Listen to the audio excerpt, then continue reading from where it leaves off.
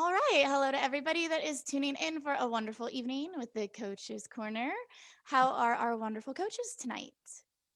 Just as wonderful as you are, Vesper. Oh, Yeah, fabulous. it's good to see everybody.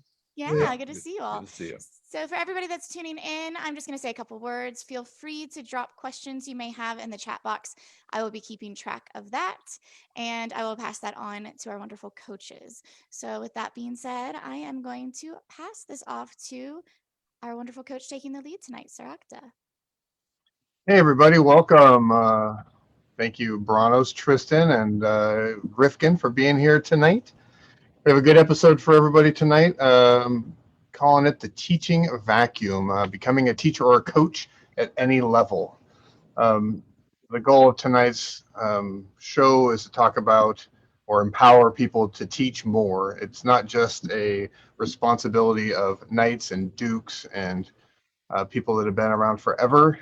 Everybody has something to offer, and especially in groups that might be smaller and might not have some high-level coaches, trainers, or fighters.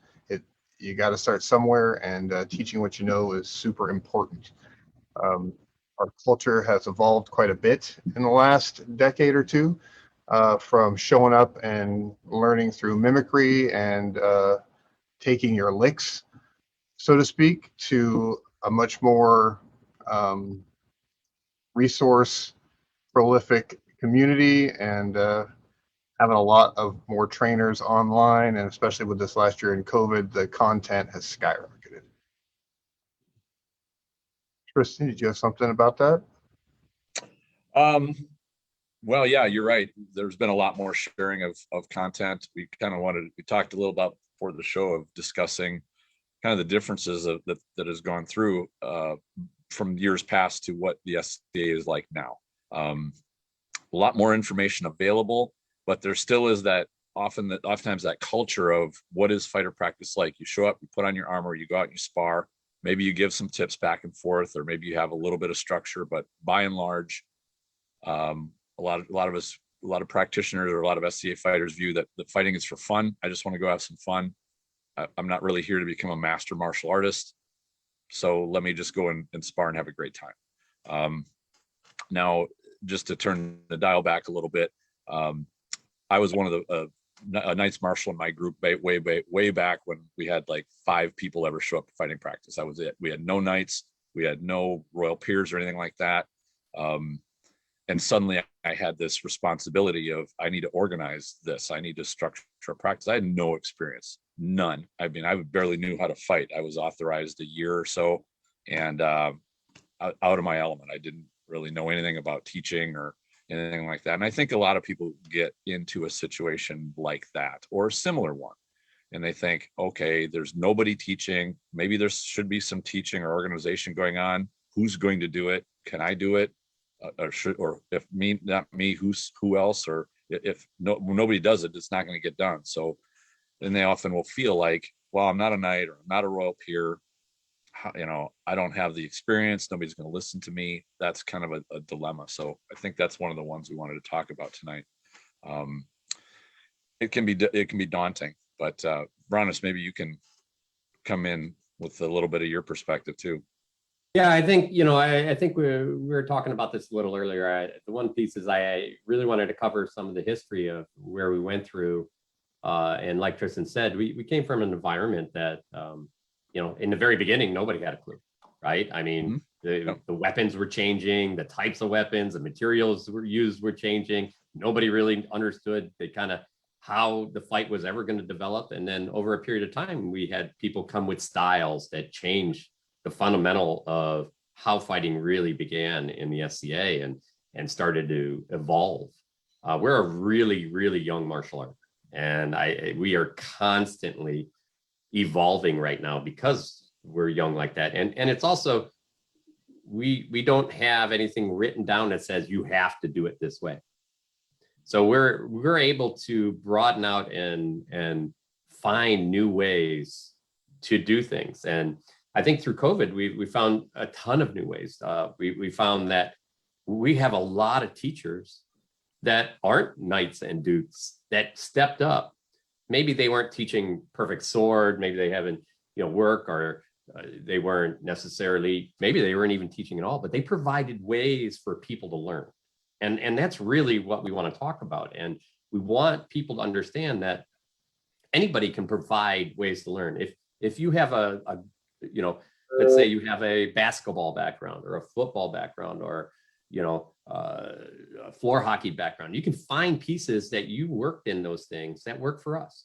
And then you can teach people those things. And a football player may teach people how to get low and drive and help us, hold spots and melees and things. Somebody's in basketball or something, talk about quick footwork and movement. I spent a lot of time, I'd never boxed, but I spent lots of time over the last number of years just watching and understanding and learning boxing deeper and deeper.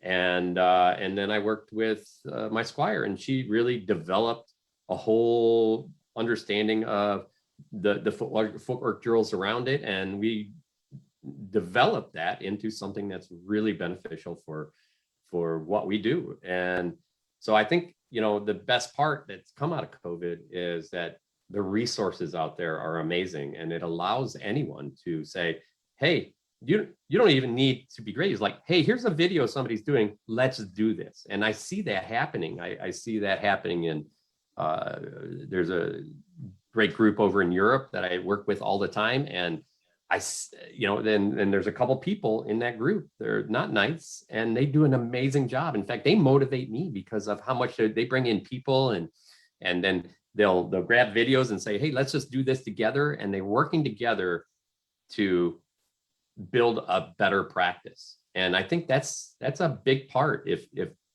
to be able to have a good practice, you have to have more than just one person being the person.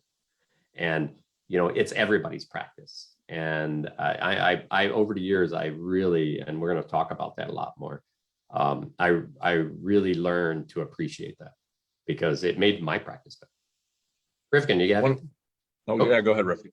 Oh, yeah, sure. I just wanted to acknowledge too that things have changed so much over the last decade. When I first started, it was just like throw you into the pit, and if you survived, you were tough enough to be there, and that you were worthy of, I guess, a little bit of time. And now there's so many resources online, through Facebook. Everybody's sort of available to you, that there is absolutely no reason why, if you want a certain kind of training or you want to be able to teach something, that you can't pull it from YouTube or Facebook or somebody else and just try it, film yourself, and then send it back and say, hey, am I doing it right? Or are we doing it right? One of the things that I learned after I got knighted, my knight stopped playing for a bit, and I felt sort of adrift, and I decided I needed to take responsibility for my training. And I just decided that since I wanted training, that I was going to make it happen. And I just invited people out to teach. And anybody can do that. You just decide that you want something and that you're willing to put in the work, and you become the facilitator or the trainer or the teacher. Awesome. Yeah. We all benefited from a lot of that. Rifkin had brought a lot of teachers in over the last few years, and it was an epic change in understanding what it meant to train. Well, and I would say one thing even better is that she helped her group understand that this was for everybody. And that, when I went out there, I was just amazed how many people showed up. It was, I've seen places where it's like, hey, I'm going to bring somebody in, and a lot of times they're just showing up to see, get some fights, or they're, they fall back into that old mentality. When I went out there, I was everybody ran through every drill. They were trying stuff. They were practicing. They're asking questions. They were all really incredible students. And that's, back then, that's not an easy way to, you have to kind of condition your practice, their culture in your practice to be that, to want to learn, to expand what they can do, instead of just grabbing onto one thing and holding it so tight and dear to them that they're not willing to change. And I thought Raoukinn did an incredible job, not only bringing people in constantly, but also, getting the backing of the whole group to come out and be such great students? I think, as we start this, identifying how to spot that training vacuum is a good place to start. And Rifkin really described that. At least that's the impression I got. She felt like, okay, there's things I should be learning. There's not a structure here. Let me start putting a structure into place. And that can be, I have a lot of respect, and you brought up the basketball or football coach. You get a football coach that steps onto a field and he sees a bunch of people wandering around doing nothing. He'll put them all to work doing something. You're going to do some kind of a drill, some kind of a practice. You're going to go through walkthroughs. You're going to do conditioning. There's going to be some kind of an organization there. And this is something I've seen at a lot of SCA practices where people just wander in, they wander around. Maybe if they're motivated enough, put down their armor right away, they'll do it, but they'll sit around and talk for half an hour, 45 minutes. There's no real structure. Or you have people that you can tell want to be mentored or shown something, but no one is there to do it.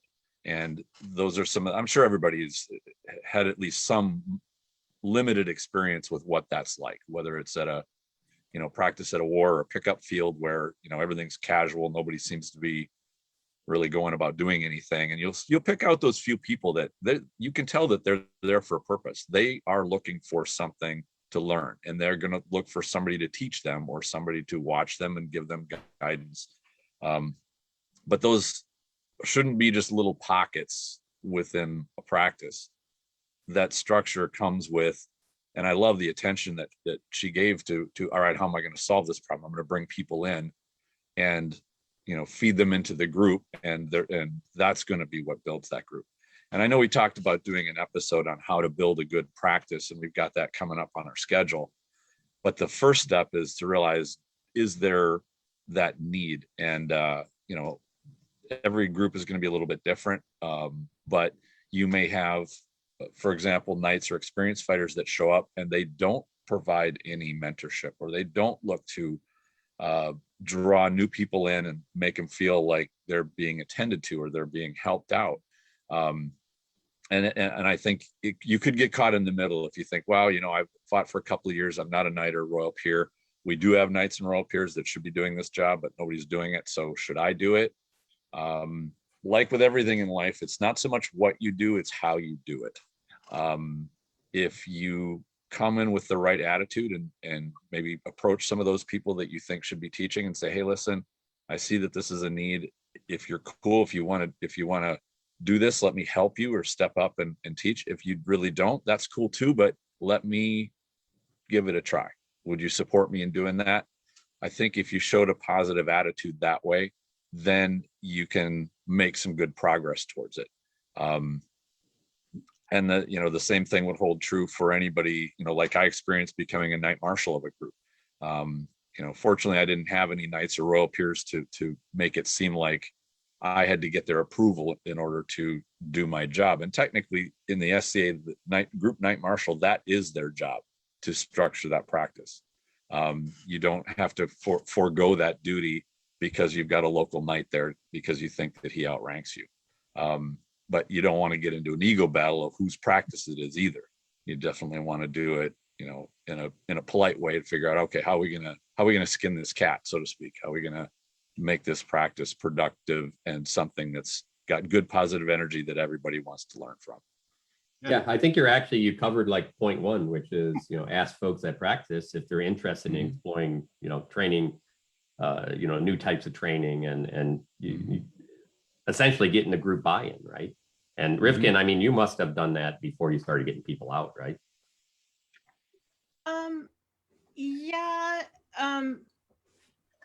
One of the things that I think is super important is when you just start doing things, and some people are sort of looking at you like, oh, I don't know, like, we just want to fight.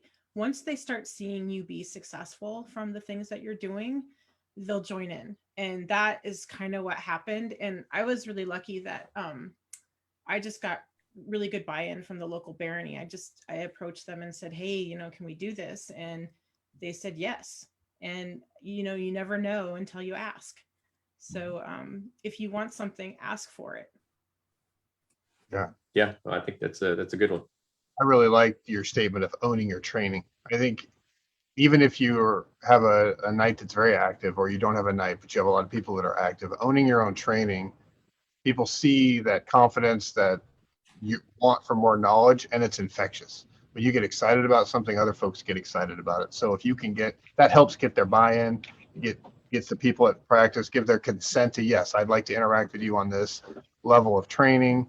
And then you find out where people's strengths and weaknesses are. If you're lucky to have a bit bigger practice, you have that opportunity for more diversity. If you have a small practice and it really isn't a vacuum, then it's really going to take everybody contributing and finding those resources and asking questions and going after that learning process.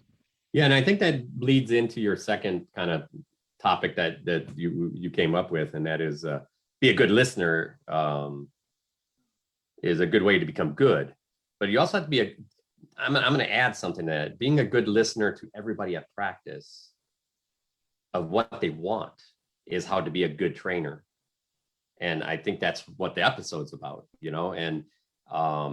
and that's what you're talking about is Raoukinn went out there and she probably got a feel. She knew exactly what she wanted, and she made that happen. But after that, you have to watch and see how the group takes it in. And then sometimes you have to, if parts of the group aren't taking it in or not, there's maybe some hard discussions to be had. Or if you're finding that, certain people don't want to participate, then you have to work around that as well. But I think that's the part of being a good listener early off, and don't ignore like the people doing their own thing, because what you want to do is get their buy-in too. And you can say, hey, I'm not going to do this all the time. I'm only going to do this, once every couple months. If you really don't want to do that, that's fine, and we'll be back to your normal thing. And in fact, not only that, but if you have a thing you really like doing, how about we schedule that, and then all of a sudden they're like, oh, now it's mine. They got ownership of practice too, right? And then the more people that have that ownership, the better practice you come with, because now they're going home and it's like, what else can I do? What else? How else can I help people? Because in the end, really everybody wants to help each other.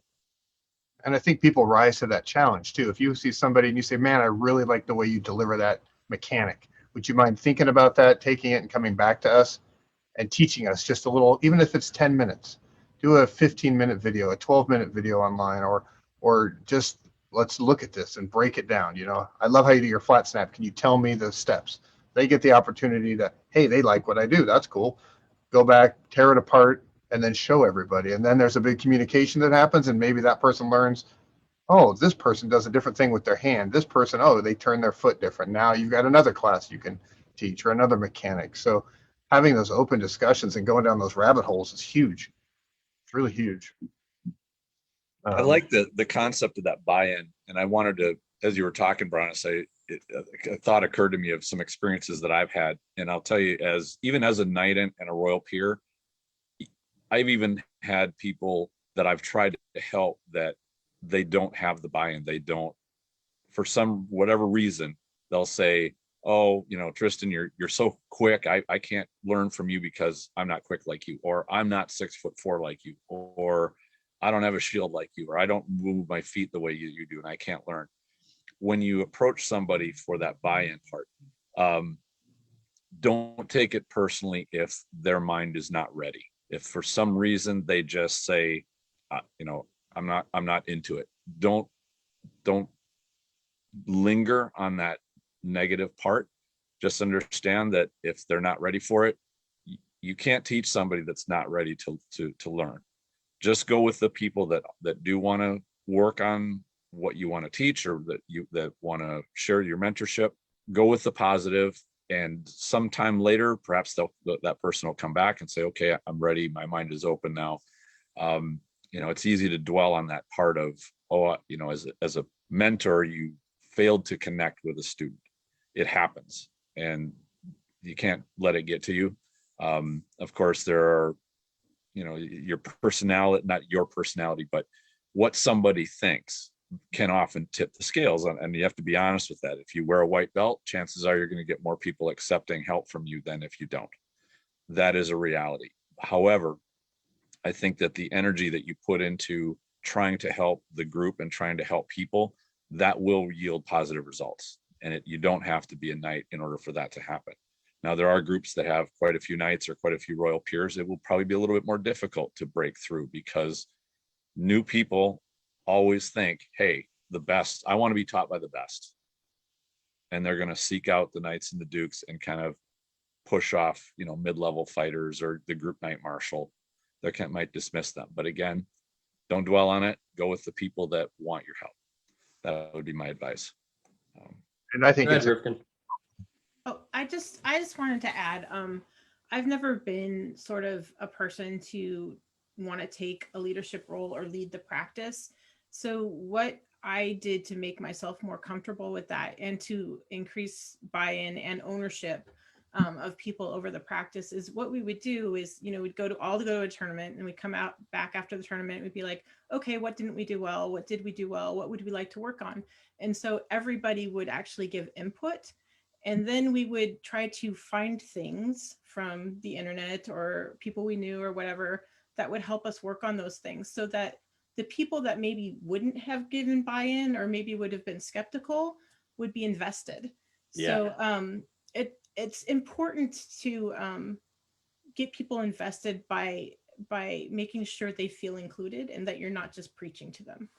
Yeah, I think you nailed it there. I mean, absolutely. And it actually covers 2 points that were on our list of things to cover. And one was, kind of explore what things people want to learn and what things people have to give, and go out and ask those people. If you know they have a good shot or they got good movement, ask them to say, hey, can you take 30 minutes and do this? Because then you know what, they're going to come back next week too, because they felt like part of practice.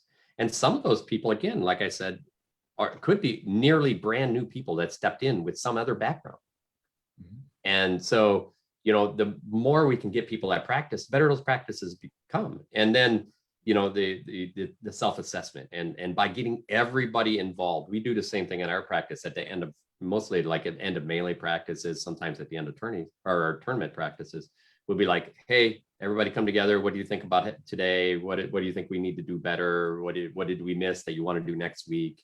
And we as a group, we talk about those things so that we can make sure that, somebody's like, well, I like doing these. And they're like, okay, that's cool. And that way, now they're like, oh, well, we're going to do those next week. And I said it, so I better show up, or you'll even like, okay, well, how about you lead those next week? Right? Because what you're making is you're making everybody at your practice a teacher. And there is no better way to learn something when you're fully invested into it. We talk about that as knights often. We're like, okay, for our squires, we make them teach sometimes. And Tristan talks about it with his students. As they grow, he makes them teach, because you learn something so much deeper when you do that. So now you're giving people an opportunity to learn even before maybe they're great at something, and maybe they don't teach it well the first time, and be careful about standing over their shoulder and correcting them in front of people. The idea is, at some point it's like, hey, everyone, let's take a water break, and then kind of pull them over and say, hey, you probably want to cover these couple things too. You missed those earlier or whatever, and help them and review and say, you did, start out. It's like, you did a great job. Thank you very much for doing it. Here's some other ideas that might help you in teaching, because they're just trying to learn to be a better teacher too. And believe me, it's better fighter, better teacher, really better martial arts. Yeah, I mean, give people the room to explore being a teacher, just like you would give them the room to explore a flat snap, allowing supporting it. And I've been guilty of that in the past, not really supporting some folks when they taught years ago. And if I could go back and change it, I would. But yeah, giving people the room to fail. They're not going to break anybody by teaching a technique a little wrong or not completely teaching something. That gives you an opportunity to understand what they know. And even if you're the student, being able to ask a question. Sometimes the best teaching is when the student asks a question, and then you go down that rabbit hole. Okay, let's see how we get there. I don't know the answer. Let's explore it. And that gets back to the buy-in and the consent, getting everybody involved. When you feel like you have some ownership in something, you're more apt to be excited and to follow through and to keep coming back for more. And I mean, we've sort of covered a bunch of these, working as a group to define your training needs. I think that's great, coming back from a tournament and thinking about your deficiencies. And I think that's another opportunity to say, hey, what worked for you in that tournament? Okay, hey, can you show us why that worked and what it was that you did? I mean, that's a great segue into getting somebody and fostering somebody to teach and train. And then from the group process, I think it's important to find some way to do one-on-ones with individuals and gives that individual that little bit of extra focus, because everybody has a different learning process or learning language. So I think it's really important to, as a teacher and trainer, recognize that and understand that some folks are just going to need a little bit different language or technique in training, whether it's more physical or it's, hey, get your book out and let's write down all these steps that we just talked about. So trying to figure out how to incorporate that into a practice, which may or may not require, maybe everybody goes and does sparring except for a couple of folks that just work on that same path of training, but in a different, more one-on-one capacity. Because everybody has a different language and learns things different ways, it's really important that everybody take a turn at teaching or trying to understand the technique and be able to communicate it. Because the way that you communicate it might actually reach the person that didn't understand what Brannos was saying. It's just the truth. That's what happened. Yeah, 100%. I used to get that with Rongvalder all the time. He'd, I'd be pounding something in a group of people's head or whatever, and a couple of people wouldn't get it. And then Rongvalder would come over and say, hey, this is, in his Rongvalder way, he'd say, okay, this is what he's saying. And they'd be like, oh, why didn't he actually just say it that way? And I'm like, I'm going to kill you guys. But, and that's 100%, some people take that input differently. And sometimes it's just the tone of the way you do it. Some people need that exciting tone and they're like, you can do it, and then some people are like, hey, how about we do this one thing? And then we're going to add this next thing. And then we're going to add this next thing. And look, now you're doing it. Yeah. Right. And that's a real thing. And we don't, I think the one thing COVID showed us is, that language to teach people. And it really also taught us that we have to look for that. We have to look, we can't just assume everybody's like us. You have to look at how people learn and understand that better. And you're not going to do that perfectly the first time. Mm-hmm. The more you get the chance to understand how to teach and see, maybe what they're not grabbing, then you can take it down one level and say, okay, let's try this. In fact, we're going to step and then you're going to throw, in fact, we're not going to step. I want you to throw this. Now you're going to step and throw. And now we're going to move it, step and throw. All of those kind of build into something. And for some people, they need that build. You can't just say, okay, I want you to step and throw. It's like, well, I know what I mean, but they may not have, their head works a little differently and they may need those pieces. It also helps those people that haven't come from a background of sports because they've never been introduced to even how to move. And so, everything from not only how to move, how to bend your knees, how to keep some tension in your body, but even how to breathe, how to build strength so that you can do stuff. That's one thing that I tell you after COVID, I'm adding slam balls and a number of things to our practice just to give people an opportunity that come here and they're like, well, I don't feel like getting an armor or my armor's broke or I don't feel like practicing, but I'm going to go over there and just work out, hitting the Pell, or I'm going to go do some slam ball and some exercise to build some power. They can still come to practice. They can still be involved with everybody. And it's what they want to do. And there's nothing wrong with that. And the people that want to spar can keep sparring. And, the idea is the more we offer people the opportunity to train what they need to train, the more likely they're going to come back and engage. Even just letting somebody come out and sit and enjoy their time is important. Absolutely. Well, and I think that it's not something I learned from Sagan too. When you're a teacher and a trainer, the more you can define a process. Okay, this is what we're going to work on. You're going to be the trainer. I'm going to be the trainee. It's going to be to touch, or there will not be any contact.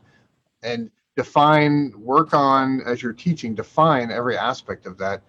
Then expectations are easier to be met or understood. The consent of the exercise is easier to understand, and the comfort level, so that everybody understands exactly, not just, okay, I'm going to throw a blow at you and you're going to block it.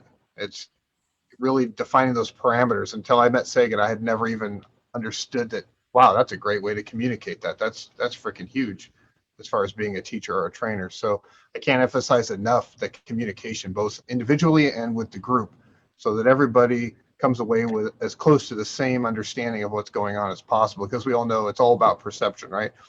We could have 4 people in a room and they could all witness something, the same thing, but all different ways.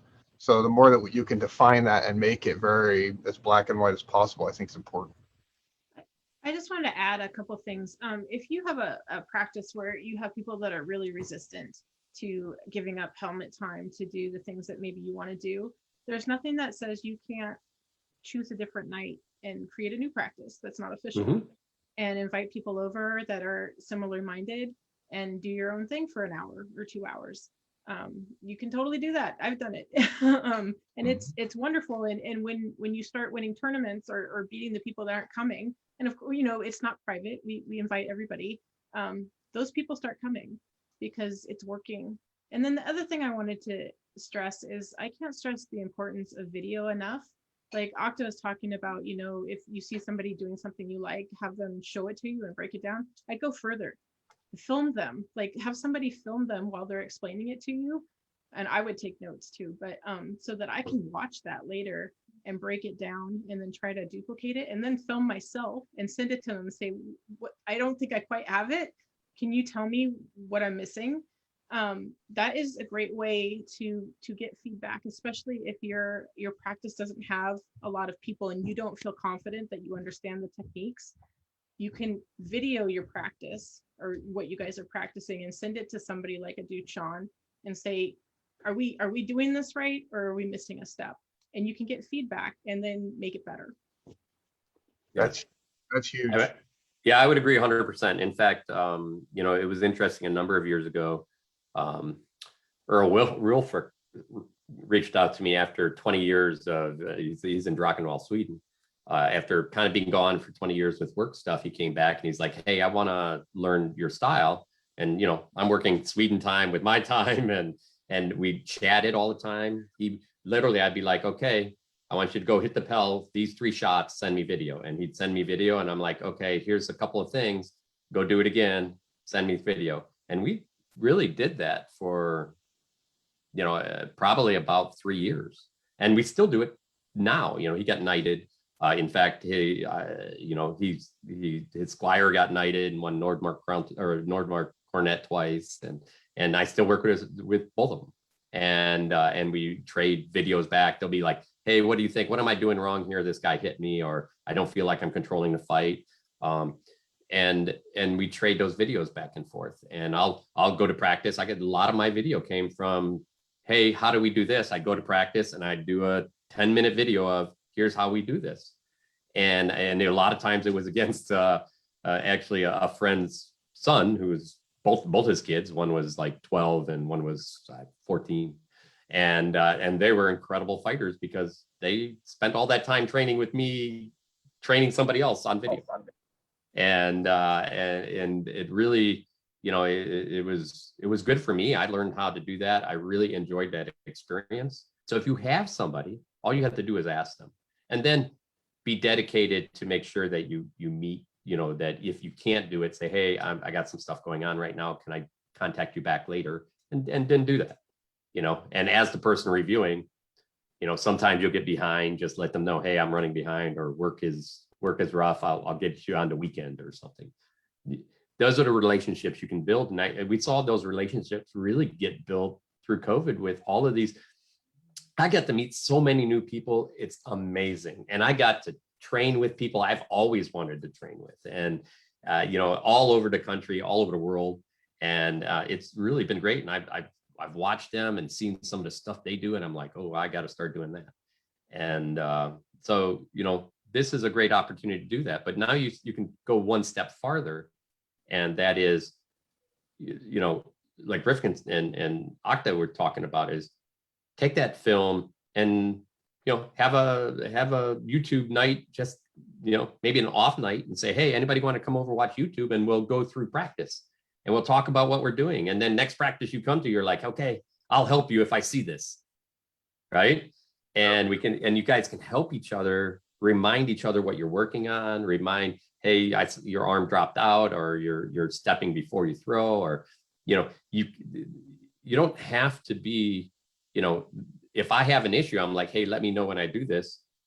That's a pretty simple execution of helping somebody. It's like, oh, okay, I got a bad habit of dropping my shield. Well, you dropped your shield, right? You know, turn around. Did I do it? And you're like, yeah, you dropped it again. You know, nothing wrong with that. And you're, you know, at that point, you're helping somebody, and then you ask them for the help back.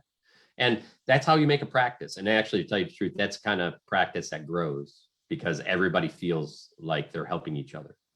When you're invested in your community, invested in other people to get better, because you will get better when they get better, Yeah. that will flourish a practice. And if you're in a vacuum and you've only got 3 people at your practice, the other day we were practicing online, and one of the guys I was working with mentioned something in the chat, and somebody else on that same chat of, you know, there's 1,000 people in this chat, said, hey, I do it this way. You want me to do a video? Like, yeah. He went outside and hooked up his phone, showed a basic onside recovery, offside, and I watched him do it. And I'm like, well, damn, I wonder if I do that. I went out, set up my phone, and I videotaped. I'm like, son of a bitch, I do the same thing. And that middle mechanic down. So we had all these videos going and showing the variations of how people, and that took a half hour. So in a half hour, we worked through a pretty sweet mechanic. So it's out there. Your community can be as big as or small as you want it these days. Our world is a whole lot more connected. Hey, Tristan, in you know, obviously martial arts tend to be one instructor, right? And then you disseminate it down a lot of times, or maybe a couple instructors if you're in a dojo. But I've seen those, and I just like your input. More of a question from me to you. Do you think that hey, this is the way you're going to learn, that's it, and then class is over, go home, instructors are that successful, or it's the ones that build community within the group? That's actually a very good question. And because I've seen this a little bit within the SCA too, where you got, oh, this is, you know, Super Duke comes and teaches, everybody shut up and he's going to teach and whatnot. In the martial art world, that's kind of a standard of whoever's leading the class is the one voice. You listen to them. You do not contradict that voice, even with somebody you're working with. That's a very oriental, authoritarian type approach. Ironically, I just came across a documentary video that talked about where did that come from, because way back in, you know, Japan and whatnot, the martial arts were not taught that way. Okinawa, it's more of a Savate influence, I guess, as Savate really suddenly exploded in popularity, and now they had hundreds of students for one instructor, and they had to figure out a way for one instructor to try to disseminate this information to the students. So they came up kind of with this model where they had everybody doing the same thing, and that's kind of where the katas came from and whatnot. I personally believe that small classes with personal instruction or individualized attention is the most effective, just flat out. And it doesn't matter what subject matter you're talking about. The idea, and maybe some people believe this, that, you know, the better instructor I am means the more students that I have listening to me at once. And they sort of use that as like a measure of their success.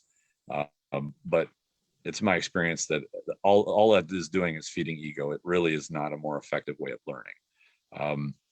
You know, to me, the best groups are small groups, and I'm not even talking one-on-one necessarily, although that can be very effective too. But if you have 3 to 5, 6, somewhere like that, or 7, that can be a very focused and effective way to learn, because you get that personalized attention from an instructor, and you're not just 100 people off doing the same thing without any oversight, really. And so that's why I've found that those small practices do much better. Or if you've got, and I've done this with seminars where I've got 60 people, I'll split that group of 60 4 or 5 ways, and I'll get an instructor to each of those small groups. And so they'll work in those more intimate, smaller groups where everybody knows each other's name. They get used to, helping one another get through their whatever stumbling blocks they're dealing with. It's just far more effective that way. And if you get a large fighter practice and you take your top, 5 or 6 people, split them up into small groups and say, all right, if you want to learn, the way this person does something, just give them 5 or 6 people and make that work. It tends to be much more effective. Yeah, I think one thing we see is that even in those small groups, if you're all just sitting there listening to one person and you're just like, okay, it's my turn, I'm gonna, I'm not really feeding back into anything. I think you limit your creativity and how much you get to learn, because some of that learning is teacher shows stuff and you work with the other person. And between those two people, there's a lot of learning going on with that real, you take what the teacher shows you and now you're applying it. So that your training partner is really you're both training each other to understand the technique better. And that's what we have to see in the SCA as well. And we have that a lot in the SCA. In fact, that's probably one of the biggest ways we learn in the SCA. We fight, we get feedback, and then we move on. But I think we need to build that into, first is we have to understand that that's what's happening. But then the second piece is we have to make sure that that's a two-way conversation a little bit. If even if you're a Duke and you're training a new person, you need to listen to that new person saying, I don't understand. Not just say, okay, I'm going to tell you again, because you're going nowhere. Or how do I adjust this to work for me? That's, if there was one teaching nugget that I've learned, which is you watch what a student's doing or you listen to them, and they might verbalize that they're struggling or they might not. You just have to watch it and see it and realize they might need to make adjustments to make what you're showing them work for them and not the way that you do it exactly. And it's easy to say, well, just do as I tell you to do and this will work, which can work a good deal of the time, but there are exceptions and there will always be. And if you are not paying attention, you're not listening and watching and studying the student, you can blow over those and you'll lack being able to help them. You'll miss the mark. They won't get it, and you will have wasted both of your time. So Octa, just because we kind of got a little bit of Rivian's experience of wanting to bring people in because she kind of had some goals, right? Tristan was the Knights Marshal, and so obviously he had to build a community so that all of them could learn. I mean, because he too has to learn in that environment. Did you come out of an environment where one person ran it, or really when you came in, what kind of fighting environment were you?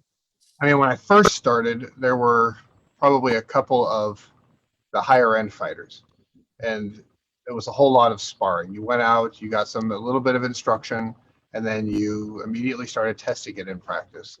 And I think back then it was more kind of recreational and sporty. We weren't really training hard. It was more, hey, pick up game in the park. Let's go down and play for an hour, 3 days a week. And that evolved when I moved to up to Three Mountains, and I met Jarl Alfred and really realized how amazing a teacher could be.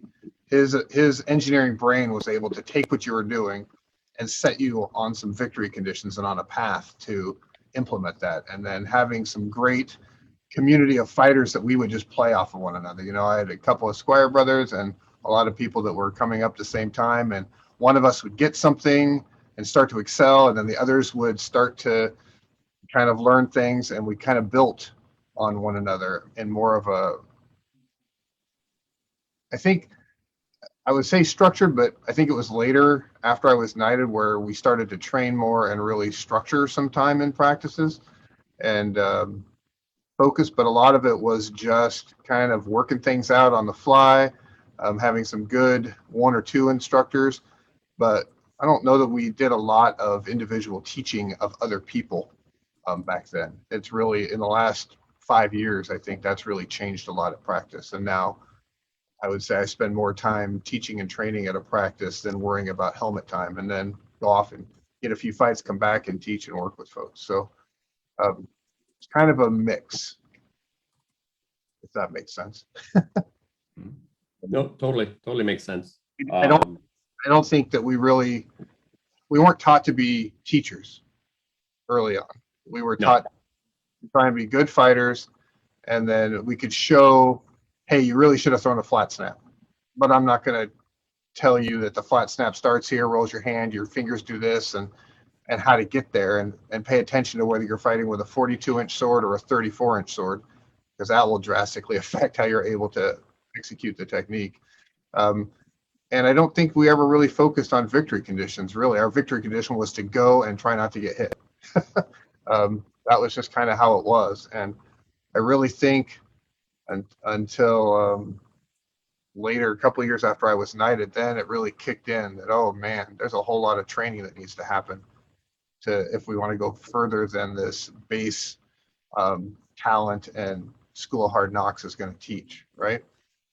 So yeah, and I think I've seen a lot lately about posts out there, I think on our channel and on some of the Shiv channels, about winning practice and victory conditions. I think more and more people are looking at that. And I think that is a huge component also of having a good, healthy practice community. Is you're not out there trying to win practice every time. If your victory condition is to, hey, I would like to get 3 fights from everybody, no excuses, I want to fight my best and just test myself, that's all about you. It has nothing to do with your opponent. You go out, you do it, you own it, you walk away. Setting up victory conditions, that's a great way to help somebody. I always, when I'm walking up, say, hey, what are you working on tonight, before we start to spar? And then if there's a way that I can assist that, great.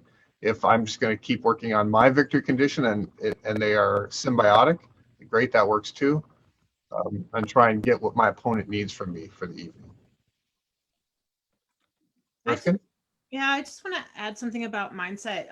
One of my favorite quotes, and I'm sure I'm going to get this wrong, is that my ego is my enemy and my opponent is my teacher.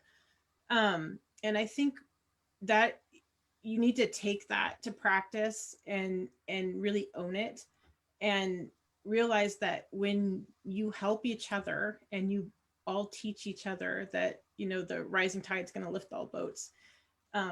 So I think there's like 2 components to that. One, you have to put your ego aside and realize that you can learn from anyone. And that's totally true. Like some of the best video analysis comes from consorts, because they watch so much fighting, and people write them off because they don't fight, but they have wonderful insights.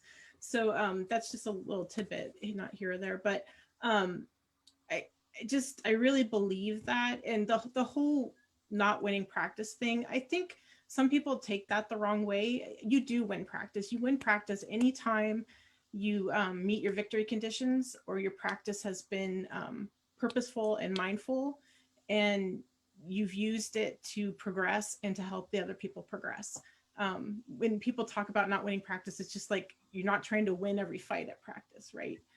But you still win practice when you show up and you get something out of it. But I think that's the point I wanted to make. So no, I agree with you 100% that you win. You know, it's the same in a dojo. You win when you put your gi on and go to practice, right? I mean, you're there even when you don't want to be. That's a win. It just being there and putting the gi on. You may not have a great day, but at least you did it. At practice, maybe it's just going to practice. You don't even have to fight. You don't have to do anything. Just going and watching and interacting with people. You know, one point I was making, and I love that you made the point about consorts, and you're 100% correct. They get to watch so much, and they, you know, I've had my wife go up to people and it's like, you know, it say, this is what you're doing, you know, instead of this type of deal. You know, this is you're not stepping in or something to that effect, because she knows exactly how I fight, and they're trying to execute a technique like mine, and I'm somewhere else, and there is that play, and it's like, oh, you don't have to. That person doesn't have to be your trainer. You know, that person doesn't have to be your trainer, but be careful to blow people off because they're trying to help. And just listening to them goes a long way because, you know, at some point you listen to somebody and then you talk a little bit. And then next thing you know, they're like, oh, maybe I did do it that way. Thank you very much. Right. And because a lot of times, and Sven said this earlier, you know, watching video, you're like, I was doing this. And then you're watching video and you're like, I did none of that. Right.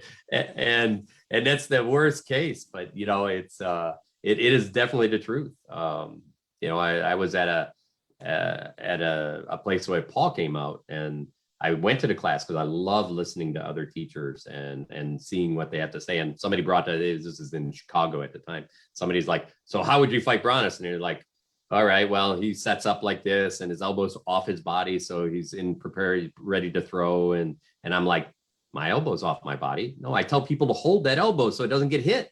And I'm like, son of a bitch, I've been telling everybody wrong. So, you know what? And just a point, it's okay to tell something, to make a mistake or tell somebody something wrong, and own it later. Say, hey, that's on me. You know, don't do that. I don't do that. I was training it wrong. In fact, if it doesn't happen to you, you're probably not teaching enough, because it will happen to everybody. Yep. Flat out. Oh, yep. My Squire It is what it is. You're going to make mistakes as a fighter. You're going to make mistakes as a teacher. Just have to get over that. Absolutely. So, you know, really get back, if let's say, and I'm going to throw this out, either you don't have a practice, or maybe when you go back to practice, the people aren't there anymore. How would you restart a practice? And I'm going to start with Raoukinn. How would I restart a practice after? Yeah, well, a lot of people are going to be doing it, right? You know, I would establish my community and make personal invitations to practice. I would probably make a group on Messenger and invite everybody out and say, this is when we're going to do it. Let's have a barbecue after, and really start building the community, and making sure everybody knows it's okay that we're all going to suck a little bit. And that maybe we should laugh about it a little bit, and that we should go at our own pace. So, you know, we shouldn't push too hard, and maybe we can come back and start the practice the way we want to see practice, and have those drills for the first half an hour, and then we can do our sparring. And we always video our practice anyway. We usually have 2 or 3 video cameras. And then we go and have the barbecue, and we watch the video, and we give each other feedback. That's what I would do. I think it's just so important to build community in your fight practice so that everyone's invested. It just makes fight practice better. It makes playing in the SCA better. And when people are having fun, they want to come. And that's what you want. You want opponents because they're your teachers. Mm-hmm. Octa, any Yeah. other stuff? Rifkin covered it really, really well. I think one of the attractors is taping practice. Everybody loves to watch themselves fight. Even if it's bad, they like to laugh and point. And, you know, even when you get aced, you can just laugh and shake your head and move on. But it gives you a chance to learn and grow. I think that's really important. I think letting everybody know, especially in the communities you're building it, that, hey, this is going to be a new thing. Get in now. We're going to have people out there teaching and training as well as sparring. Give us a chance to support you and grow. So when tournaments happen again, it's not your first time back in your kit, or you haven't had any critique. So I think that's super important. So Tristan, you know, obviously you had to start your own dojo and build a community from ground up, right? Mm-hmm. Yeah. If you restarted a group and obviously or presumably had a few people return, I think the place that I would start is a dialogue of, all right, what about the old practice that we used to do did you like? And then what are things that you didn't like? And then what can we improve on? Like starting with after a break, whether you've taken an injury or something and you had an individual break, or like a break with this COVID thing where everybody's taking a break, it's always best to treat it kind of like a clean slate. You're coming back, you're going to let some old habits die off. It's a perfectly natural time to set a new habit or a new culture, reset it. And that's a good time to take it and make it deliberate. Don't let it be accidental that everybody shows up and kind of falls back into old habits. Say, let's look at what we really liked about last time, or maybe add things in that we think are great ideas, like the barbecue or like the video analysis or, structured drills, but ask the people what they want, because students or people who show up, they will all have certain expectations, certain desires. If you come up with something great that isn't what they want to do, it's going to fail. And if you come up with a sort of a half-baked idea, but it's what they all really are eager about doing, do it. Let it be half-baked. They'll find out maybe a little later that there's a better way, but if everybody's showing up and participating, that's where you start. And you keep them coming back if they're excited about doing something. So that's where I would focus on, is the dialogue. Listen to what those people are interested in and figure out a plan to get it to them. Yeah, I think, the one thing the couple of big key points I would go if I were, and obviously we'll be starting a practice up here, is we did this a lot, and I didn't start it. It's actually a brand new person at practice came and did a crazy thing called a selfie. I wasn't quite sure what it was, and he took a picture of himself and somebody else, and I was like, all right, these damn young kids. And then he posted it up, and everybody loved it, and they commented on it, and then the next thing you know, we're doing fun selfies of everybody at practice. And he had already been posting up everybody's names, who came to practice and stuff, just so we're showing that practice can be fun. It's fine. This goes back to being inclusive of everybody. If you don't have to want to go learn, you could just go have fun too. And we have to include those people. But the ones that want to learn, we have to give them a place to learn. The ones that want to drill or need drills to actually get to a point where they can do more, we have to provide that place. And to tell you the truth, the ones that just want to come out and get more strength and help out, find ways for them to help. And then we got to thank every one of them for showing up and making it a practice for everybody. Because without every person there, it's, you lose something for every person you don't keep. And, remember that, even that person that's like, oh, I don't want to fight this person because blah. Maybe somebody else enjoys that. Or maybe somebody else looks and it's like, I need that, and so, you have to include them. And if, there's always going to those outlier liars that are like, they don't fit well or whatever.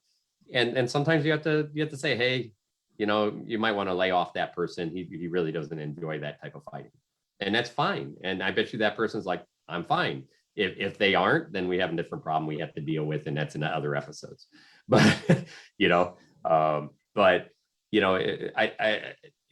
I know in the last number of years, we spend a ton of time just trying to make sure everybody knows how important they are.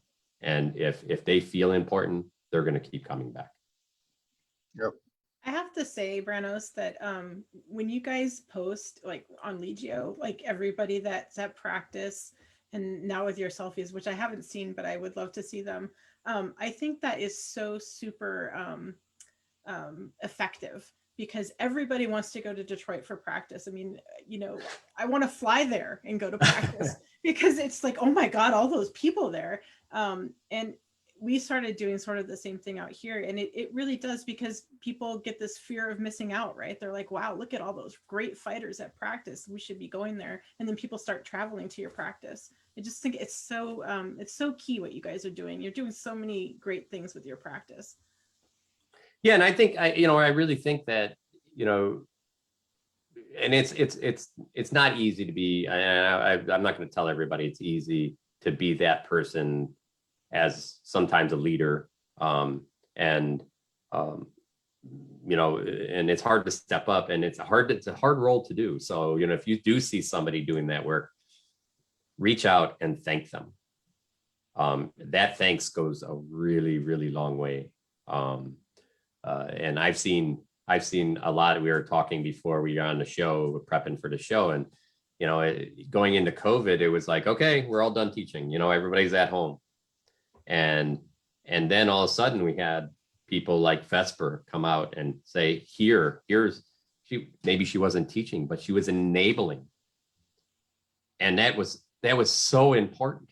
It was amazing how she was able to create a place. And that's what everybody at home is doing, trying to create a place. And then I work with a bunch of folks every week over in Europe, and they're like, you know, late into the night sometimes. I felt bad, you know, but and their person that's really driving that group is, you know, Sean's Squire over there, and she is incredible. I look and I'm like, man, I wish I could work as hard as she does. And it's not just her, it's all the people around. I see each one of them, they're like posting and they're like, hey, I'll run this week. And they all built that community. And they're not knights and they're not dukes, right? Even locally here, you know, I'm like, hey, it'd be a good idea to do footwork drills. And you know, next thing you know, my Squire was like, okay, you know, and she runs everybody through footwork drills. She researched and found all of them, and we did video, and she posted it up. And not only she did that, but she was like, okay, you know, hey, we should do, you know, put all of this stuff together in a big training database, which she runs for us on the Coach's Corner. And you know, it's amazing how, you know, none of these people are people that, you know, well, hey, I'm a giant leader, I won crown, so I should be running everything. That's not who really stood up in those cases and built a community in probably the hardest time we had to really even have a community. And when we needed it the most. And when we needed it the most. So, you know, it's not easy and it takes time, but if you ask people, they will help you.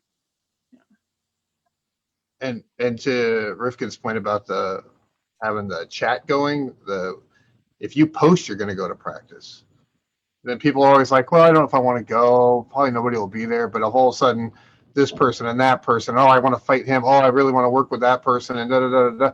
Now you're going, and now you post you're going, and the next person that was wondering if they should go, now they're going. Or, hey, I live 3 doors down from you, can I get a ride? Can we carpool? Boom. Okay, now we got carpools coming up from Salem for here, which is like an hour and a half, and we get people coming up because they see all these people are going to be at practice, and it's worth it for them now to drive the hour and a half to practice. And so I think that's a great tool. Rifkin, did you have something? I just wanted to echo what Brannos said about you don't have to have a white belt. You don't have to have strawberry leaves to be a facilitator. You just have to want something to happen and be willing to ask or ask for help or just put it out there. And once that starts happening and it's fun and people are enjoying it, that's infectious. And then other people will start doing it. And that's when you start getting these really great practices and collective communities of learning and teaching. I think there's a lot of people out there that are always interested, but they might just not have that little bit of push they need to go for it. They're a little shy, or they're not sure if they're going to, like we talked about earlier, stepping on people's toes. So yeah, put yourself out there. Your community will rally behind you. I think. So there's a question, but I want to say one more thing about that, and that is, there's a lot of people that have been running practices for years, and they may even have great practices. Be careful. That comes back to that: listen to people, include people. Sometimes people will sit back and are like, well, it's his practice, and you're like, no, it's everybody's practice. But unless you say it over and over and over, and not only say it over, but grab them when you see them doing something, say, hey, you know, why don't you do this thing before practice? You know, hey, you're a big yoga person. Why don't you start something 15 minutes I'd be first 15 minutes of practice, see if you can get a little group of people to come do yoga or whatever, and tell you the truth, if you're a really good trainer, you'll be there 15 minutes for them and do that, because then other people look and go, hey, he's doing it. I'm going to go ahead and go in that 15 minutes of yoga or whatever. And I'm sure not going to teach yoga, but I know people that teach yoga and I have them do it.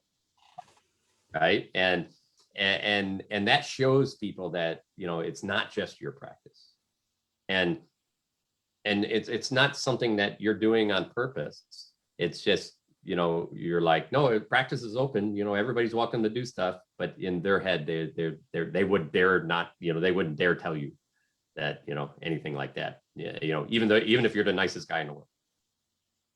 So make sure that you vocalize that, hey, I really want everybody to be part of this. If there's something you want to do, let me know, and then support them as best you can, and you will have a better practice. Absolutely. Did you want to address that Okay, question? so there's a viewer question. You got it? Go ahead. Or I can read it. So, yeah, go ahead, read it. Okay, so the question for the speakers and Tristan will be, well acquainted with this issue. How would you restart when your practice has several strong personalities who do not really agree on training? We don't really run into this in my area at all. Oh, really? Oh, I don't think so. Not the practices I go to. I mean, Oh, I love this. bring it. Strong personalities at your practice? No, I didn't say we don't have strong personalities, but I don't think that they would prohibit or inhibit training. They might not be as open to change, but I can't imagine that anybody would vocalize, no, we're not doing that. They might go stand in a corner and wait till it's done, but that's And you their know own what? fault. That's fine. Yeah, That's as long that's fine too, right? I mean, then I would hope so. So I think there's enough other strong personalities to say, pull your head out of here. We're going to do this anyways and move on. So I'll answer that. I have strong personalities at my practice. We all have strong personalities at our practice. If there are people there that aren't going to be into what you want to be doing, by all means, like, let them know what you're going to be doing, and then just go do it away from them, and and don't make them feel like they're being a dick for not coming over and doing it with you. But they don't have to come over and do it with you. And I would probably, because, like, well, he says dukes.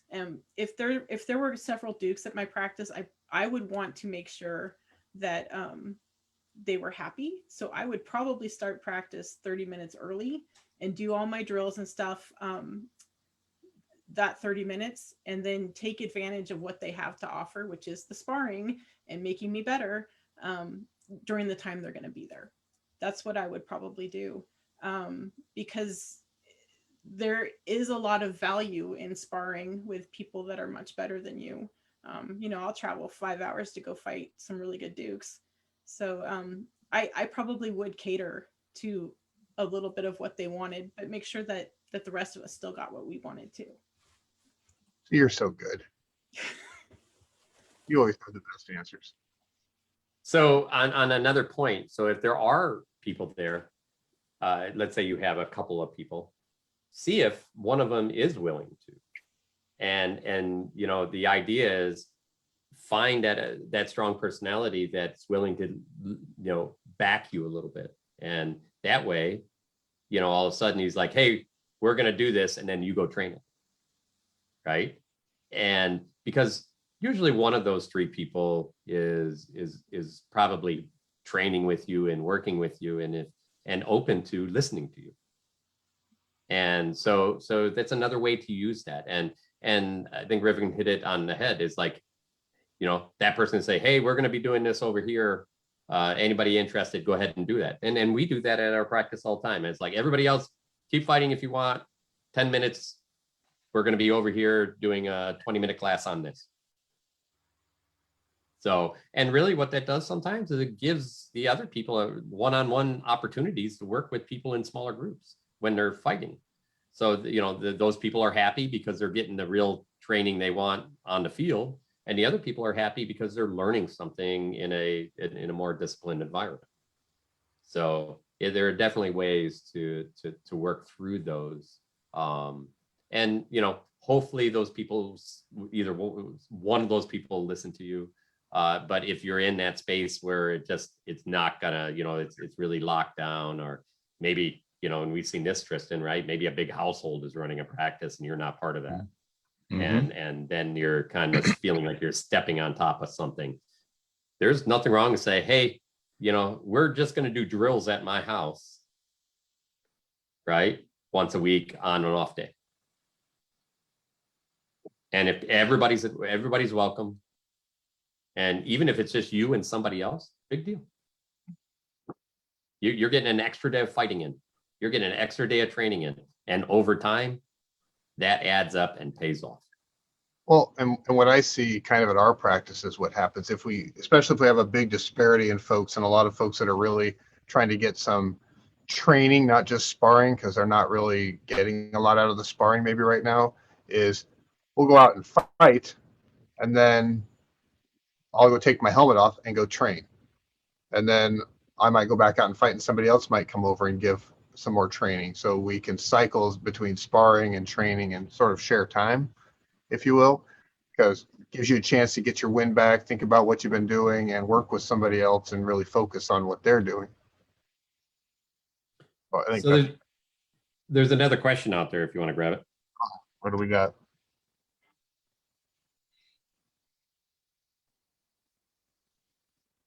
What successful techniques have you used to overcome someone teaching something that is just flat out wrong? That's a great question.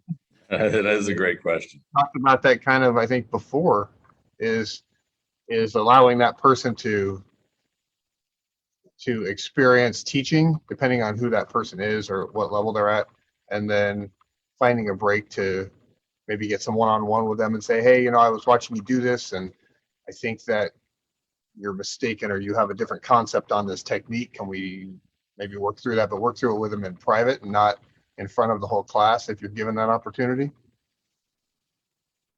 Tristan, you got a take on that? Yeah, I guess it comes from a couple of things. The first thing I would suggest is if you're the guy who sees somebody teaching something flat out wrong, keep your blood pressure down. I've seen some people go off the chain when they saw somebody teaching a mistake, and they run right over and be like, stop. That's maybe interrupting may be the right thing to do, but that's the wrong way to do it. Being able to bridge the gap or come over and say, hey, I noticed some things that I just from over there, can I help out? I'd like to offer a bit of advice. Do it in a polite way. Again, it's not so much that how you do something or what you do, it's how you do it.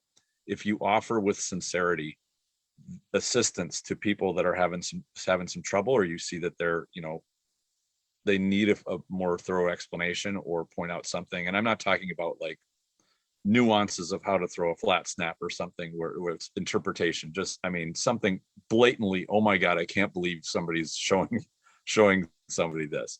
Do it in a way that is respectful to the person that's doing the coaching and saying, I want to help you out. I think, you're on the right track, but this is something that you got to be careful of. And let me share this with both of you. And be ready for no thanks, but no thanks. And if that's what you get, hey, cool. At least you made the attempt to try to help both of the people. Any good coach should understand that learning lessons come both from above and below. Like, you will always have people more experienced than you that can impart knowledge to you, and you should be welcome to it at any time. And the same thing goes for learning from people that aren't as experienced as you are. Never think that you know so much that you can't learn from somebody else, regardless of whether or not they have not been in the game as long as you have, or you feel that they don't have experience. Like, everybody has something to offer. So it can be tricky, the politics thing and whatnot, but do it in a smooth way. And when it comes to politics, and I've learned this lesson the hard way, is imagine like you're in a canoe on a river, paddle downstream. don't try to paddle upstream. That's always the hard way to do it. And imposing yourself on others is often paddling upstream. And so, but if you can do it in a way that's generous, you can show consideration and kindness, you can get a lot, you can impart a lot to people, and you will get a lot more out of it. So that would be my advice. Yeah, I think it would have to be pretty drastic to interrupt. Yeah. Oh yeah, absolutely. Somebody injury.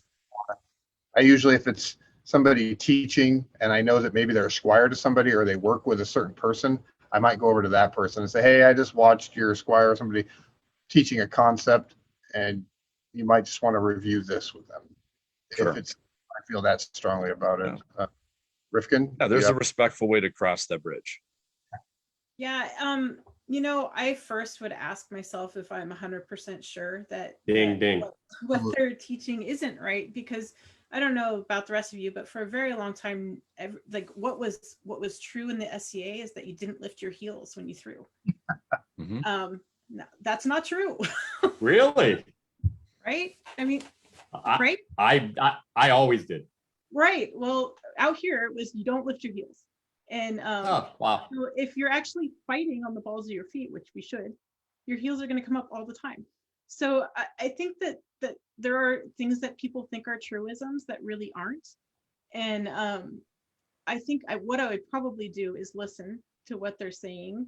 And then I'd probably ask them to break it down and be like, okay, well, does that work here? And was that going to work for the person you're teaching because they're shorter than you or they're 100 pounds less than you?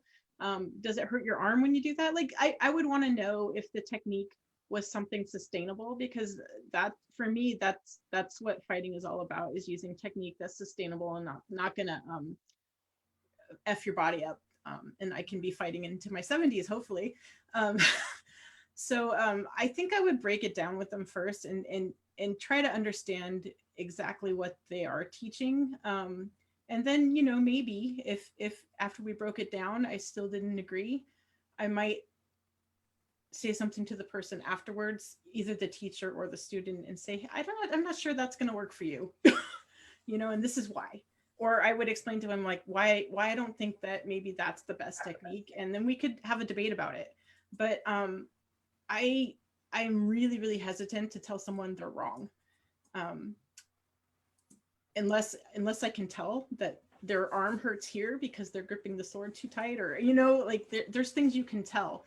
And then maybe I'll just say, I used to throw that way and I would always get this pain here. And when you loosen your grip, but I would be really hesitant to just say flat out, that's wrong. And I think that I think we've learned, especially over the last year, there's so many ways to do a thing. And a lot of those are dependent on each individual that's doing them and what feels good and what is right. And those will evolve over time. It would have to be something. I don't even know if I could think of something. It would have to be something. I'm having trouble coming up with an example of what is so flat out wrong that you'd have to go intervene. It would have to be something super absurd, like make sure you vacuum suck glue up your sword to give you a better snap or something, or the calf. Why would you wear that piece of armor? It's just going to get in your way, kind of a thing. Or, yeah, you're allowed 2 calf shots, so always make sure the first one's nice. Right. Not sure. Or hey, in my kingdom, it would be, hey, when you get the person in need, make sure you try and run circles around them real quick until they can't keep up, and then stab them in the throat. It'd have to be something just really crazy for me to want to totally say you're wrong. Right. So. And we do live in the age of the culture of the truth crusaders who seem to want to run around and tell everybody else they're doing something wrong. And back years ago, I remember hearing a phrase, you're really not a true SCA member until you're telling somebody they're doing it wrong. And if there was one thing about the SCA culture, I wish I could change by pressing a button, that would probably be one of them. And I'm really happy, by the way, with all the people and all the members on Coach's Corner on the forum. We don't have that, which is fantastic. I mentioned this at the anniversary episode last week, and I could just only reiterate it. Like, I'm so thankful that we have such earnest people that want to help one another. Without that, I got to prove that I'm right and everybody else isn't. So it's great to have that positivity. Yeah, we actually had a couple of threads this week. I was just like, I just enjoyed reading. I was like, these people are really just everybody, and everybody came from different angles even. Mhm. And the other piece I saw in there is like, there are so many other groups that are really trying to change and make practices exactly like we're talking about. They're changing things up. They're listening to people. They're trying drills, or they're doing all of these things. And it's so good to hear that there are so many other practices like that. And all I can say is thanks everyone too on that note. Just because we're getting close to the end here, there's the last three things that I think are important in your topics that you kind of brought up or that you created for us. And one is watch for information overload. And in other words, sometimes we throw so much into practice that it's just too much. Yep. So there's nothing wrong with adding activities, but make sure you're just not throwing activities away because it's for the new activity. There's nothing wrong with changing an activity some over time, but you have to give people a chance to learn it. And then if new people come in that don't know it, you have to make sure that you include them. It's like, okay, here's how you do it the first time. And if it's something you can't have both people do at the same time, then find who's doing the first one really well and have them go teach that person so that they can catch them up. And so just watch for, overload in your practice or even information overload to an individual as a teacher. And we talk about that all the time. Yeah. So be careful about biting off more than you can chew. Yeah. We're all guilty. Especially when coming back from a break, when everybody's going to be so wound up, going back to those first couple of practices, it'll be easy to jump off the deep end. Yeah. Just to reiterate, like the as a student, you're in charge of your learning too, and you can say, "Brain is full." Yep. That's perfectly acceptable. Yep. Yeah, and in fact, I liked it, and it took Sai, who was my squire, to say, "I'm done," and she'd get frustrated, and I could see it, and then just cramming more stuff on top of a frustrated person just drives them away. And she's like, "I'm done," and I could see that, and I'm like, "Well, let's step back to the first part of this, and let's just do that, right?" And that way we could perfect the first part, which was the easy part. She's comfortable with that part already, and she could continue and get it better and better. And so take that into an idea when you're doing that. The second one here was teach without an ego. In other words, and that's what you just said. It's if they say they're done, then you have to say, okay, I went too far. I need to go ahead and step it back and try to turn this positive again. And if you can't turn it positive, say, hey, is there something you want to do? Or do you want to just take a break? Because sometimes it just takes a break. And you say, well, just take a break and come back. And then we'll work on whatever you want to do. Yep. It doesn't have to be about you. It really needs to be about them. Yep. So I would add to that too, of be careful about teaching what you're working on. It's easy to think of, especially when you ask a student like, okay, what would you like to work on? And they'll usually go, I don't know. What have you got? That's a perfect face. Yeah, exactly. I've seen it a million times, or they'll go, everything. I want to work on everything. I get that with my students all the time. Like, what do you want to work on today? Like, all of it? Yeah. Like, okay, well, that's very helpful. But it's easy to think, well, what am I working on? Well, if you've got a wealth of experience beyond what your student is, whatever you come up bubbles to the top of your head is going to go right over their head. And so that's where where a coach or mentor can miss the mark. So this is where that listening part, or draw it out of somebody who's shy. Just say, well, let's start with something basic and let's see where you're at. Like, get a gauge for who you're dealing with to give them the next thing that they need, not something that's so far ahead of them that they'll just get lost. Yeah, I like to learn the people that I'm teaching with, So starting with fundamentals, let's get in the stance. Okay, let's walk around the space for a minute. Okay, now let's get your sword and your shield and let's maneuver. And then, okay, let's, and just develop some of that, and then ask the questions, communicate with the person you're teaching. Draw out what they know, and eventually they'll have a good question, or they'll have a good comment that will help you find that entry point. And even a little bit of probing and say, well, what did you work on last week? You know, what's at the top of your head that you were working on? You can ask a little bit if you like had somebody walk over, let's say you're at the pickup field at Gulf Wars or something, and somebody walks over and says, you know, teach me something. Well, you may just spar with them for a minute or two and just watch what they're doing and see what comes and go from there.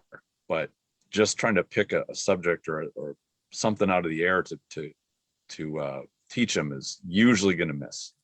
But yeah, to start with a dialogue. And just to throw one more thing from the other side, if you're the person asking for training and somebody says, okay, let's just spar a little bit so I can kind of get a feel for you, that is not your opportunity to go out there and use them as a Pell, because that teacher is spending a lot of time looking at what you're doing and trying to identify places where they can help. So if you're just going out there to prove something at that point, that will turn a teacher off. Or that will stop everything. The teacher like, hey, wait, did you want to learn or are we just sparring? So both sides, be a good student. That's the other side of this whole thing. Empty your cup and be a good student. Rifkin? Communication is so important. I like to say everybody was doing that the 100 nights thing for a while and asking for feedback. And I just when you ask for feedback, it's really helpful if you tell the person you're fighting before you fight that you're going to want some feedback, because you don't know if they're just working on something or if they're doing whatever. And if you really want something intelligent, you got to ask for it and you got to let them know that that's what you want. Otherwise, you're going to get a bunch of garbage and it's not going to be helpful. And that's the same way with the teacher too, right? Like whenever somebody asks me to work with them, if they don't know what they want to work on, I do exactly what Tristan says. We probably do 3 or 4 fights. I see something and then we work on that. And then if you can read people at all, you can see when they start to glaze and you're like, okay, we're done. Go write it down. Yep. One of my favorite questions is always, what have you been struggling with? What's something you've been working on you're having trouble with? And let's go from there. Yep. And you know, this is kind of the reason why I do the 3 positive, three things you have to work on in your diary, so that next week you go, one is you're kind of hitting those victory conditions with those positive notes. I did something right at practice, so practice was good. Because oftentimes we want to look at the worst parts of our practice. And that takes you down a bad place. But then 3 things that you want to work on, so that next practice you start with those 3 things. Yeah. Right. So definitely that's one of those pieces, and tell somebody, here's the things I'm working on because I couldn't do them well last practice, and then they can help you. So that's a big piece there.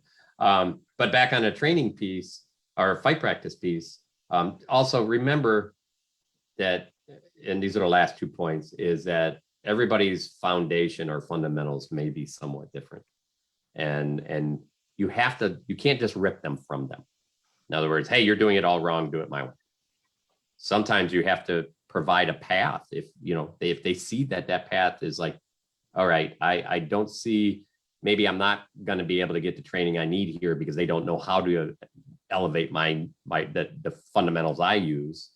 I'll try some of theirs. That's fine. Or you're going to have to go find somebody, ping somebody back home and say, hey, can I send you some video so here's how these guys are fighting. Can you tell me what I can do to beat them?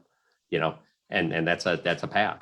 And then the last piece is be careful of the folks that are quiet and shy, because you have to make that initiation of asking them what they want. And sometimes you have to make that give them that place. You have to be really careful with this, but give them that place where they can build confidence by, hey, how about you grab this brand new person and show them that shot that you learned last week. And that will work some of that shyness out of them, because now they have another person that they're working with, that they have to talk to. You do have to be careful if they're very reserved. That may be a very uncomfortable place, and you have to ask them if you want to do that. But a lot of times they're like, no, I can do that, because they want to help you. So I think it's 9:00. Octa, what do you want to do? Holy cow. Want to hit some high points? Each person have a high. Oh, I just lost my camera again. Have a high All right. So anybody have something that you want to wrap this up with? Raoukinn? Sure. I'm throwing you. I First, I want to thank you for coming because I always enjoy having you on the shows and talking to you. So. Well, I appreciate being asked. It was last minute, so I hope that I had enough time to think about it to give you guys some helpful things. You were great. I really want to emphasize that you are in control of your learning environment, even if you don't think you are, even if you aren't the highest person at practice, you really are in control. And if you never ask for something or you never propose it, it's never going to happen. So don't sit and suffer in silence. If you want teaching to happen at your practice, ask for it. And if it's not going to happen at your practice, start a practice on a Tuesday night. And get people like-minded there. And as it works, people are going to want to join in. It's just the way it works. And over and over and over, I've seen that happen. So go take control. Tristan.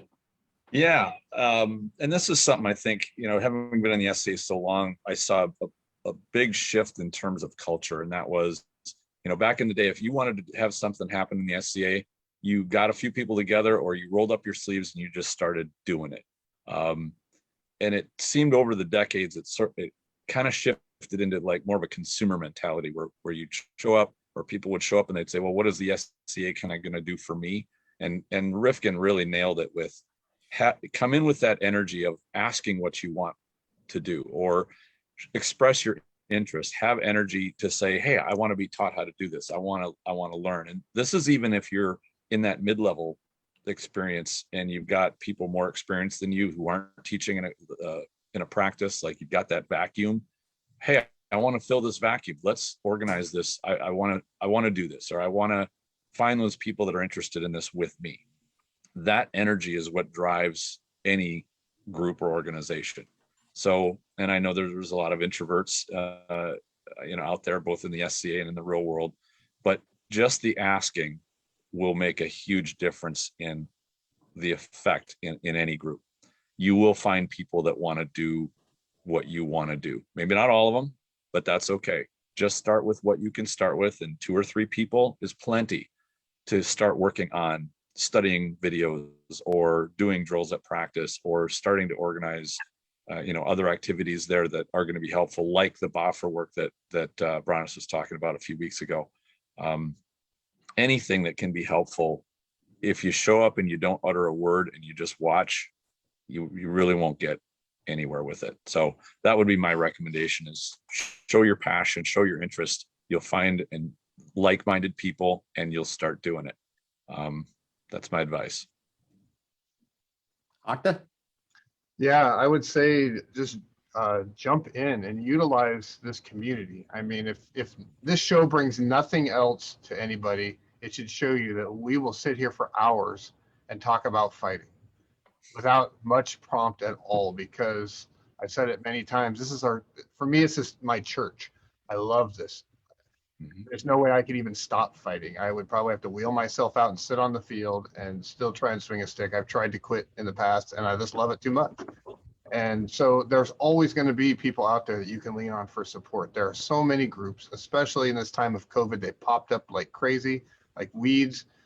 You can find like-minded folks that are in need that you could maybe group together to get somebody to come out and help if you need it.